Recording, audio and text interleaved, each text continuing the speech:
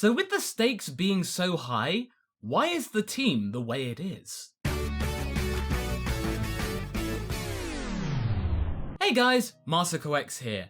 Now that the universe survival arc is mere weeks away, and we actually have a good idea about what the team for Universe 7 is going to be, it's pretty much these chums right here, the debates have begun. I firmly believe that this team, at least character-wise, is a very solid selection. It contains characters that we all know, are very competent fighters, and they each have their own selective fan bases. Goku, Vegeta, Majin Buu, Gohan, Piccolo, 17 and 18, Krillin, Tenshin Han, and Master Roshi. Sounds like a very good team, albeit the fact that nobody else in Universe 7 was consulted about this team. Did they miss that meeting, or was there even a meeting in the first place? I'm guessing that Beerus was supposed to have picked a team, but he couldn't be bothered, so he just said, Goku, just pick your race, whatever. Oh, that incompetent scamp. My first reaction was very positive. I was very impressed at the selection, in particular the reintroduction of number 17. Ever since we got that shot of him as a park ranger towards the end of the Buu saga, we've been keen to know what he's been up to ever since he was brought back to life after the Cell games. It's been one of those underlying questions in the franchise. Sure enough, he is a park ranger. But has his mood mellowed over the years? He used to be a very immature prankster when we first saw him in the Android saga, but has he really developed? Has he moved on? Is he more normal?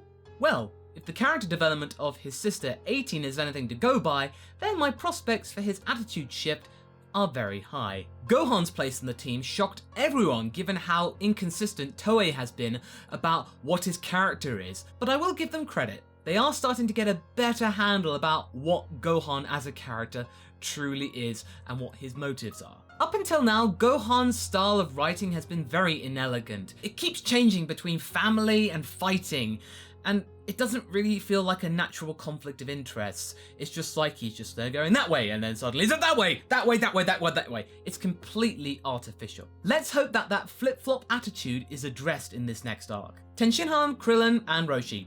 Solid picks. Also, from a marketing perspective, it's a very clever choice too. These guys were in the Resurrection F fight, and that fight was really well received, albeit from the janky CGI in places. They fought well, they were part of an iconic scene, so why not have them in there again? They are staples of the original Dragon Ball series, so they have that connection to the show's history, so it makes perfect sense to have them in there. With those final three, this makes this lineup very ideal.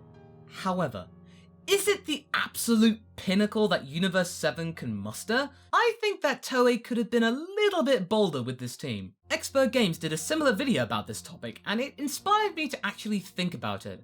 Up until recently, I just took this team as it were, and I just thought, pretty cool. And I still do. However, I started just thinking in my head just for fun about what kind of other combinations you could have had. Were there other choices in mind in the Toei writing office? Perhaps. So let's have a little bit of fun and pick some outlandish choices, just for giggles. Be sure to check out Expert Games' video on the matter though, I will include a link in the top right. So let's start thinking outside the box about characters that are eligible for selections. Do the combatants have to be good guys? Why not consider former villains, perhaps? Oh, actually, now that I think about it, most of the roster is made out of Goku's former villains. There's Vegeta, there's Piccolo, there's Tenshin Han, there's the androids. In fact, this lineup is literally the back catalogue of the Z Warriors' past fights. How about we take it up a notch? Why not think about Perfect Cell? What, Masako? Are you kidding me? But he's dead! Also, he's a really bad guy! Why would you trust him with the fate of the universe? Well, that's exactly it. Perfect Cell is an amalgamation of all of our heroes' personalities, including Frieza. He is pretty much a mishmash of everybody. As a result, it made Cell into an eloquent villain with fundamental principles and a sense of honor from his Saiyan side, albeit still with the desire to blow up the planet and take over the galaxy. Yeah, I think he got that from Frieza as well as his flamboyance. So why the hell would you allow him to participate then, Masako? Wait. My thinking is this. It's all about a tournament, a multiversal tournament. And we have to remember that Cell was the guy that came up with the Cell games. He has an understanding about how all these things work. Also, his mind is made out of everybody of the Z Warriors and Frieza, remember? He gets what they're thinking. He can relate to them. He stuck to the rules of the Cell games for most of them, so, you know, he does respect rules, kind of. Not to mention, his power has been clearly surpassed by most of the people in this team, so they would keep him in check, especially Gohan, who was the guy that did the deed and killed him with the father-son Kamehameha. And I think he'd respect the rules of the tournament enough to actually understand that the universe will be destroyed, and pretty much most of creation. Only one universe would survive, and it would better be Universe 7, so I think Perfect Cell would give it his all for this particular situation. Especially if the fate of existence is involved. He has just enough honor that I think he could legitimately participate. But yeah, that's a little bit of a stretch. What about Pycon? You know, that guy who easily wailed on Cell at a time where it took a father-son Kamehameha at full pelt at Super Saiyan 2 level to actually conquer the green baddie? That takes a lot of power. Why not get him involved? Well, like Cell, he's dead, as far as we know. Would Toei really want to pull from a TV anime only character where they could just have plenty of characters that were in the manga and have a fan understanding? It's a lot easier just to pick from that instead of just relying on a filler character. So he's really no better than the movie villains, really, in terms of legitimacy. That's where you're wrong.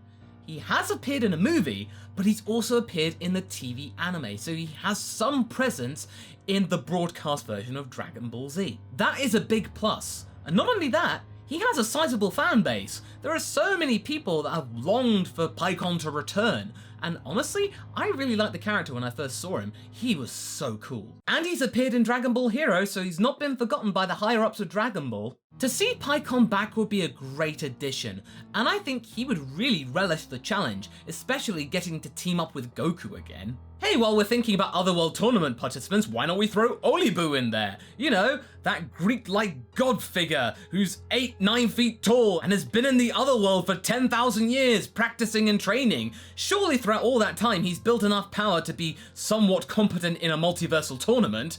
Then we have Kapuchai, Gorilla and Torby. More Otherworld tournament combatants.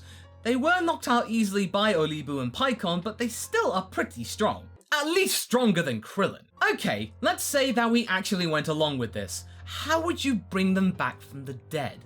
Well, you could ask the Namekians to use the Dragon Balls to bring them back to life, or you could go through King Yemma.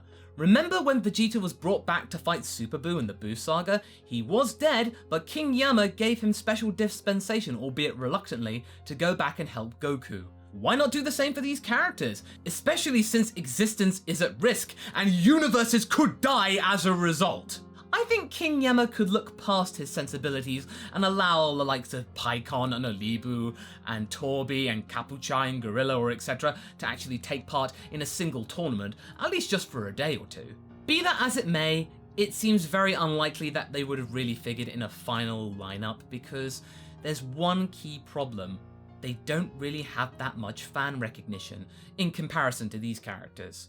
It would take a lot of effort to reintroduce these characters, and they were just in for a couple of episodes. You'd have to really hammer it home about their backstory, and that would take a few episodes, whereas with these guys, it's pretty much instantaneous. It ultimately makes it easier for the writers, and considering their track record, it's best to try and make tasks as easy as possible for Toei's writing staff. So it seems that Universe 7's team is mostly comprised of Goku's mates and his former adversaries who just so happen to live on Earth.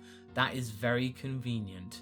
One planet's fighters responsible for the entirety of Universe 7's fate? Wow, that's a lot of pressure. All because Goku reminded Zeno about the multiversal tournament they talked about a couple of arcs back, at least according to Animedia's preview of the upcoming arc, which has been so lovingly translated by Herms. Thank you. I'm beginning to see a pattern here in that Goku likes to actually instigate hardship inadvertently. Now this leads me to what I imagine a lot of you are thinking of right now. Why aren't Goten and Trunks in this list? They are very strong, they are certainly stronger than Krillin, Tenshinhan and Roshi, they could easily be competitive, you could even throw them in as Gotenks if you wanted, but I really feel that there's going to be a question of age here, and that leads me to a big problem with having Goten and Trunks in this lineup. There's a lot of responsibility here. I don't think that they'd be ready to accept the responsibility of the entire universe's safety on their shoulders. Think about it, to put that kind of burden on children's shoulders, that's kinda harsh. But this is no Poxy Tenkaichi Budokai, which has basically just become a cash cow for our Z Warriors. This is the universe fighting for its survival. This is the destiny of trillions of lives. I don't think Goten and Trunks would be up for that. In summation, this is the team that I would pick for the upcoming arc if my #1 focus was purely strength. Goku, Vegeta, Majin Buu, Gohan, Piccolo, 17, 18, Perfect Cell, Pikkon, and Olibu. If fusion was allowed, I would replace Olibu with Gotenks, but I feel like Metamorph Fusion and the 30-minute time limit, or less if they use any other transformations, would be very, very finicky in terms of the rules. Now I imagine you're thinking, why did you keep Krillin in there despite you talking smack about him? I feel like that there'd be a really good relationship dynamic with him and 18 in there, fighting together. That would be really awesome to see. And why isn't 17 in there?